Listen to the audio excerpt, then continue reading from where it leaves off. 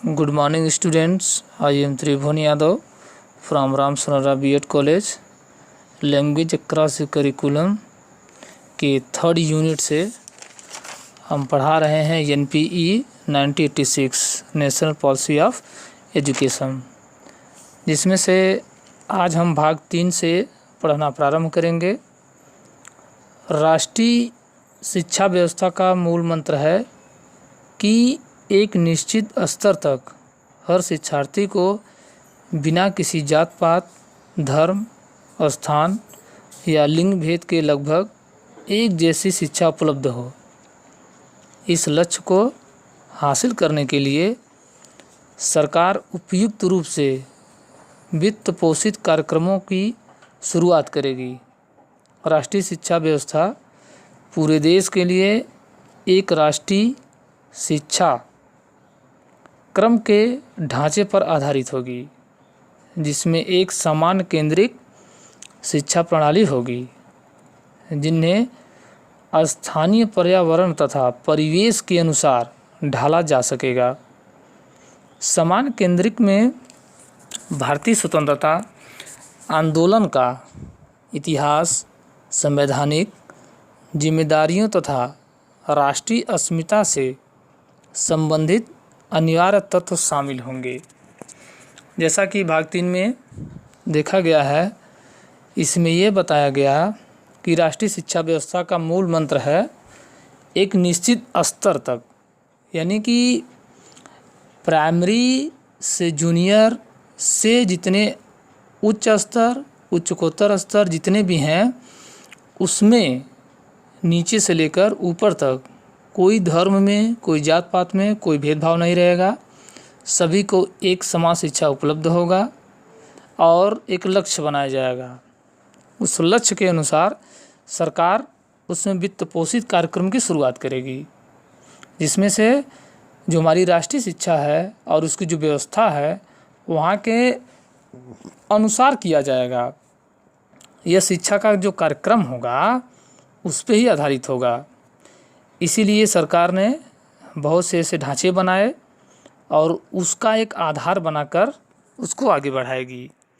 और उसमें ये देखा जाएगा हमारे राज्य के विभिन्न राज्य में विभिन्न प्रकार के वातावरण के अनुसार बोली, भाषाएं और सांस्कृतिक परंपराएं भी हैं। उनके अनुसार वहाँ के जो स्थानीय परिवेश होगा उसी के अनुसार वहाँ शिक्षा की प्रणाली ढाली जाएगी। ये देखा जाएगा कि वहाँ पर उनके स्थानीय भाषाओं से ही संबंधित शिक्षा के व्यवस्था का निर्माण किया जाएगा। और हमारे देश में जब स्वतंत्रता प्राप्ति हुई, उसके आंदोलन के अनुसार हमारे देश में संवैधानिक नियम लागू हुए। वह संवैधानिक नियमानुसार जिम्मेदारियों से सभी को संबंधित अनिवार्य रूप से शामिल किए जाएंगे। यह भाग 3 में बताया गया है। भाग 4 में देखा जाए, इसमें भाग 4 में बताया गया है कि समानता होगा, सभी में एक समान की शिक्षा बनाई जाएगी।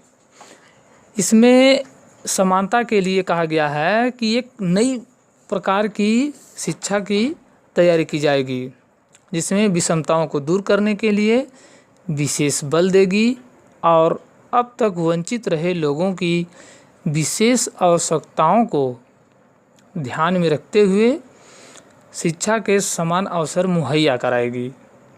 खास करके महिलाओं की समानता के लिए किया जाएगा। शिक्षा का उपयोग महिलाओं की स्थिति में बुनियादी परिवर्तन लाने के लिए एक साधन के रूप में किया जाएगा। अतीत से चली आ रही विकृतियों और विषमताओं को खत्म करने के लिए शिक्षा व्यवस्था का स्पष्ट झुकाव महिलाओं के पक्ष में होगा।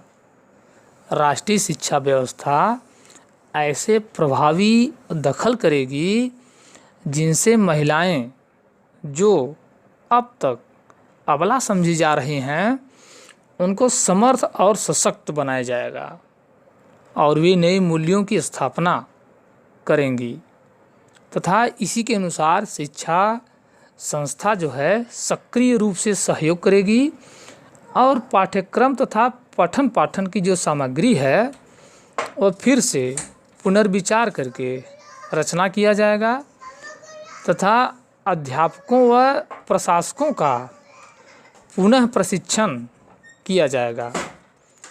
महिलाओं से संबंधित अध्ययन को विभिन्न पाठ्यक्रमों के भाग के रूप में प्रोत्साहित दिया जाएगा।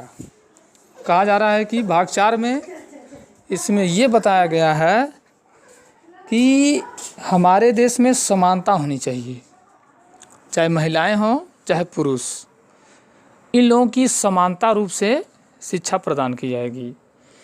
और इस पे विशेष बल दिया जा रहा है कि हमारे देश में आधुनिक समय में इस समय आवश्यकता है महिलाओं को आगे करने के लिए, जिससे हमारा देश तेज़ी से और पूर्ण रूप से विकसित हो सके।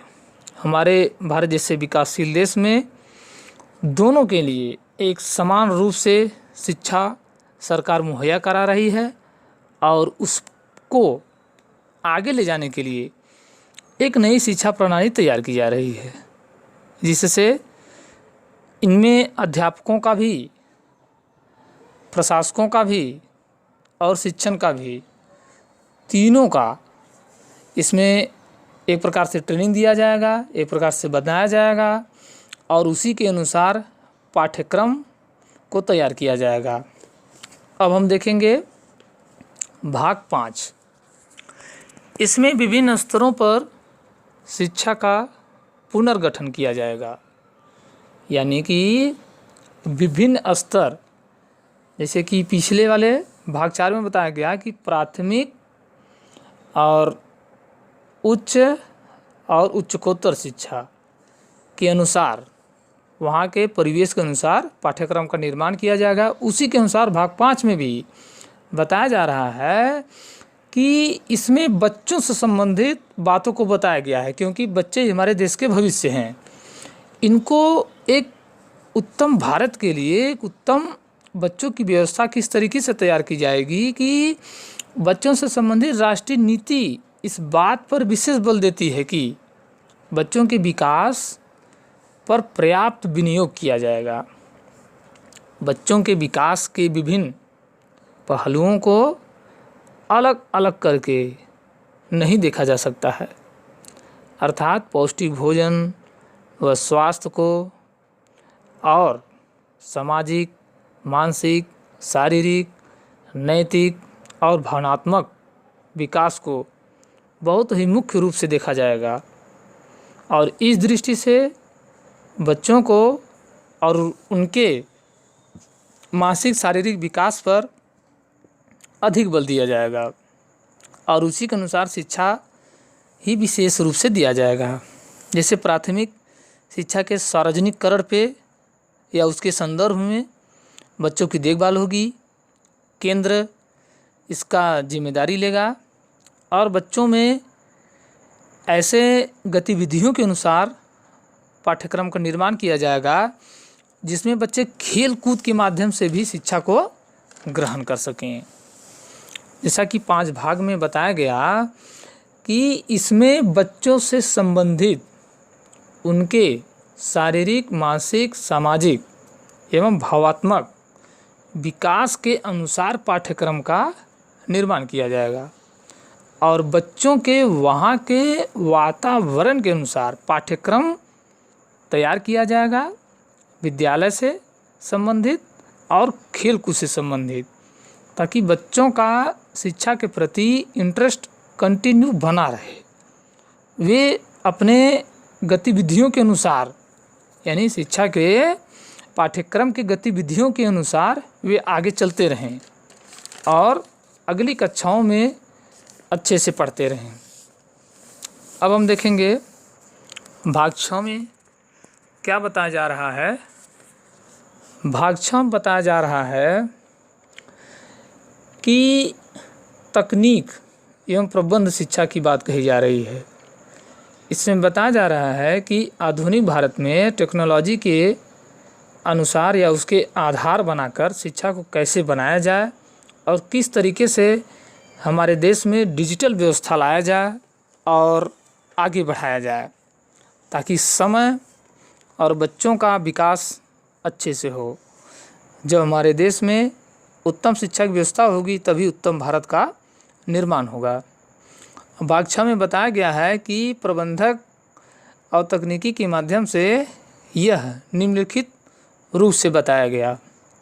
पहला है अर्थव्यवस्था के बुनियादी ढांचे और सेवा क्षेत्रों के साथ साथ असंगठित ग्रामीण क्षेत्रों को भी उन्नत टेक्नोलॉजी को और तकनीकी एवं प्रबंधकीय जनशक्ति की बेहद ज़रूरत है।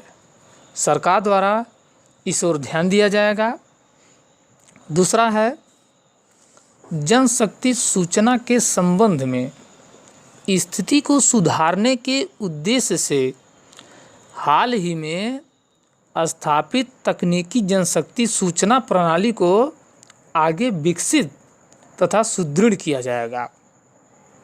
तीसरा है वर्तमान तथा उभरती प्रौद्योगिकी दोनों में, वर्तमान तथा उभरती प्रौद्योगिकी यानी करंट में यानी प्रेजेंट टाइम में, उभरते हुए शिक्षा के विकास को प्रौद्योगिकी में, ये दोनों समान रूप से शिक्षा दिया जाएगा। अब 4 नंबर पे है विभिन्न प्रकार के पाठ्यक्रमों को कंप्यूटर को आधार बनाकर शिक्षा प्रणाली को टेक्नोलॉजी से जोड़ा जाएगा। यानी कि बताया जा रहा है कि हमारे देश में कंप्यूटर के आधार पर उसी के अनुसार बच्चों को शिक्षा की प्रणाली तैयार की जाएगी तथा उनको टेक्नोलॉजी के माध्यम से शिक्षा को बताया जाएगा। अगला है 5 पे प्रबंध शिक्षा की प्रासंगिकता को विशेष रूप से गैर नियमित क्रम व्यवस्थित क्षेत्र में बढ़ाने के उद्देश्य से प्रबंध शिक्षा प्रणाली द्वारा भारतीय अनुभव एवं अध्ययन पर आधारित दस्तावेजी जानकारी तैयार करेगी। अब हम भाग 6 को ठीक से समझेंगे। इसमें से बताया जा रहा है कि तकनीकी के माध्यम से, यानी उसके तकनीक के माध्यम से अर्थात टेक्नोलॉजी का प्रयोग करके शिक्षा की प्रणाली को आगे बढ़ाया जाए। पहले अर्थव्यवस्था के बुनियादी ढांचे तैयार किए जाएंगे, यानी हमारे देश में जिस प्रकार की अर्थव्यवस्था जैसी मजबूत होती जाएगी उसी के अनुसार हमारे देश में टेक्नोलॉजी की शिक्षा बढ़ती जाएगी। और ख़ास करके असंगठित ग्रामीण क्षेत्र में, यानी हमारे गांव में भारत में जनसंख्या शहर से ज़्यादा गांव में निवास करते हैं, तो गांव में एक टेक्नोलॉजी के माध्यम से ही उनको शहर का अनुभव कराया जाएगा और उनको ऐसी शिक्षा प्रणाली दी जाएगी कि वे बेहद आगे जा सकें और उनकी जो शक्ति है शिक्षा के माध्यम से बढ़ती जाए। पहले में बताया गया। दूसरे में कहा गया कि जनशक्ति यानी जनता की ही शक्ति, यानी हमारे देश की शक्ति अर्थात शिक्षित लोगों की शक्ति के संबंध में स्थिति को सुधारा जाएगा तथा एक उद्देश्य का निर्माण किया जाएगा। वह उद्देश्य तकनीकी के माध्यम से एक सूचना बनेगी और उसी को विकसित किया जाएगा, सुदृढ़ किया जाएगा और उसे पावरफुल यानी मजबूत बनाया जाएगा। वर्तमान तीसरे में बताया गया कि प्रेजेंट में यानी समय करंट में वर्तमान में उभरती प्रौद्योगिकी, यानी वर्तमान समय में इस समय हम लोगों के देश में शिक्षा की जो व्यवस्था है, कुछ शहरों में टेक्नोलॉजी के माध्यम से शिक्षा दिया जा रहा है, तो क्यों न उसको गांव में भी शिक्षा इस तरीके से दिया जाए। तो केंद्र सरकार इस पर विशेष ध्यान देगी और इसकी जिम्मेदारी लेती है कि हम अपने अर्थव्यवस्था के अनुसार गांव में भी सामान्य रूप से, यानी शहर और गांव में सामान्य कर दें, उसको जनरल टाइप उन लोगों को एक प्रकार की शिक्षा दिया जाए और आगे बढ़ाया जाए, इससे हमारा देश विकसित हो। और चौथे में कहा जा रहा है कि विभिन्न प्रकार के जो पाठ्यक्रम हैं वो कंप्यूटर के द्वारा बनाए जाए। और कंप्यूटर के आधार से तैयार किए जाएं, ताकि बच्चों को टेक्नोलॉजी से जोड़ दिया जाए और बच्चों में एक मानसिक शक्ति का प्रचार प्रसार हो कि शिक्षा को हम इसके माध्यम से भी आगे बढ़ा सकते हैं, कम समय में अधिक ज्ञान को बढ़ा सकते हैं। और 5वें में कहा गया है प्रबंध शिक्षा की जो प्रासंगिकता है उसको विशेष रूप से यानी गैर नियमित जो बिना नियम के अनुसार कुछ ऐसे शिक्षित या शिक्षा के कार्य हैं बिना नियमावली के चल रहे हैं, उनको नियमित रूप से व्यवस्थित किया जाए और उस क्षेत्रों को आगे बढ़ाया जाए तथा उसका एक उद्देश्य का निर्धारण किया जाए, प्रबंध किया जाए और उसको आगे बढ़ाया जाए। और शिक्षा प्रणाली के द्वारा ही भारत के जो अंदर या भारत के अंदर जो निवास करने वाले लोग हैं उनका जो अनुभव है उसके माध्यम के या उसके माध्यम से या उसके आधार से एक दस्तावेज तैयार किया जाए और शिक्षा को बेहतर बनाया जाए। अब देखिए भाग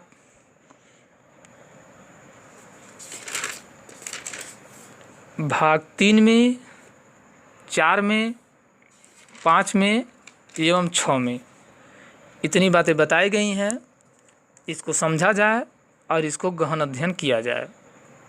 कोई आप लोगों को प्रॉब्लम है तो आप मैसेज कर सकते हैं। Okay, thank you.